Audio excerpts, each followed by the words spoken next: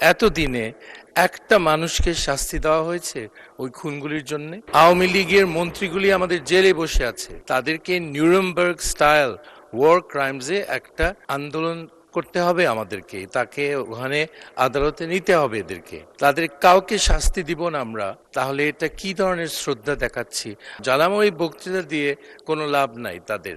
এখন এই যে একটা কঠিন পরীক্ষা দিয়ে আসলাম আমরা, আমি অনেক কথা শুনেছি জুলাই সনদ নিয়ে এবং জুলাই বিপ্লব নিয়ে, কিন্তু আমি এই কথাগুলির আন্তরিকতা আমি সন্দেহ করি। আপনারা খেয়াল করেন, এতদিনে বিপ্লবের পর এতদিনে একটা মানুষকে শাস্তি দেওয়া হয়েছে ওই খুনগুলির জন্যে? একটাকে করা হয়েছে? আওয়ামী লীগের মন্ত্রীগুলি আমাদের জেলে বসে আছে, তাদেরকে নিউরেমবার্গ স্টাইল ওয়ার ক্রাইমসে একটা আন্দোলন করতে হবে আমাদেরকে, তাকে ওখানে আদালতে নিতে হবে এদেরকে। তাদের কাউকে শাস্তি দিব না আমরা, তাহলে এটা কি ধরনের শ্রদ্ধা দেখাচ্ছি আমাদের জুলাই শহীদদের জন্য? আমাদের ৭১-এর শহীদ, আমাদের জুলাইয়ের শহীদ, তারা দুইজনই খুব উচ্চ মানের মানুষ ছিল। আমরা তাদেরকে হারিয়েছি, কিন্তু আমাদের জ্বালাময়ী বক্তৃতা দিয়ে কোনো লাভ নাই তাদের। তাদের বিচার, তাদের আক্রমণের বিচার আমাদের দিতে হবে। তো এটা না দিলে মানুষ কোনো পাত্তা দিবে না। আমি শ্রদ্ধার সাথে জানাতে চাই যে আমার প্রধানমন্ত্রীর বাবা এবং মা, তারা যে দেশের জন্য কত বিরাট অবদান রেখেছে এটা বলা খুব কঠিন। একটা পরিবার থেকে ৩ বার গণতন্ত্রকে রক্ষা করা হয়েছে, এটা কোনো ইতিহাসে, কোনো দেশের ইতিহাসে এটা নেই।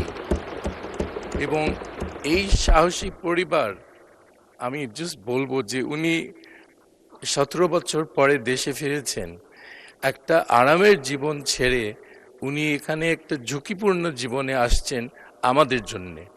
এই সম্মানটা আমাদের দেওয়া দরকার তারেক রহমান সাহেবকে। আর আমাদের যে এলাকার মানুষ, তাদেরকে ধন্যবাদ দিতে হবে যে ওরা ভোট দিয়ে আমাকে নির্বাচিত করেছে। এলাকার মানুষরা, সব নেতারা বিশেষ করে অনেক খেটেছে। আমার সহধর্মিণীও ছিল, সেও অনেক কাজ করেছে, সিমি কিবরিয়া, এটার জন্য আমি কৃতজ্ঞ। আমি কয়েকটা বিষয় নিয়ে কথা বলতে চাই, দেখি আমি সময় পাই কিনা। বড় বড় কয়েকটা প্রজেক্ট আমাদের নবীগঞ্জ বাহুবলের দরকার। মানুষের আকাঙ্ক্ষা যে বিএনপি ক্ষমতায় আসছে, তারা নিশ্চয়ই এগুলি করবে। ১ নম্বর হলো একটা ২০০ শয্যা, একটা মডার্ন আধুনিক একটা হাসপাতাল। আমি গিয়ে নবীগঞ্জ হাসপাতালে গিয়ে আমি খুব ডিপ্রেসড হয়ে গেছি যে মানুষগুলি সব মাটিতে শুয়ে আছে করিডোরে। এটা কি করে হয়? একটা সভ্য দেশে এটা হতে দেওয়া উচিত না। তো এটা খুব জরুরি। আরেকটা হলো একটা নার্সিং কলেজ। আমাদের মেয়েদের এই ফিল্ডে শিক্ষা দিলে তারা দেশে বিদেশে তারা যেতে পারবে ভালো চাকরিতে। বিদেশে গেলে শুধু না, এটা নট এনাফ।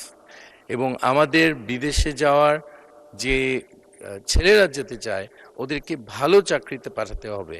শুধু বিদেশে তারা গিয়ে স্ট্রিট ক্লিনার হবে, এটা কোনো মানে হয় না। তো একটা প্রশিক্ষণ কেন্দ্র, টেকনিক্যাল ট্রেনিং কলেজ আমাদের খুব জরুরিভাবে দরকার। আমাদের রাস্তাঘাটের অবস্থা, দুরবস্থা, এটা তো খুব সবাই জানে। প্রত্যেক সাংসদ একই সমস্যা ফেস করে। সো এটা অনেক উন্নতি করতে হবে। আমি মাননীয় মন্ত্রীকে ওনাকে বলবো, উনি যদি এই ব্যাপারে খেয়াল করতে পারেন।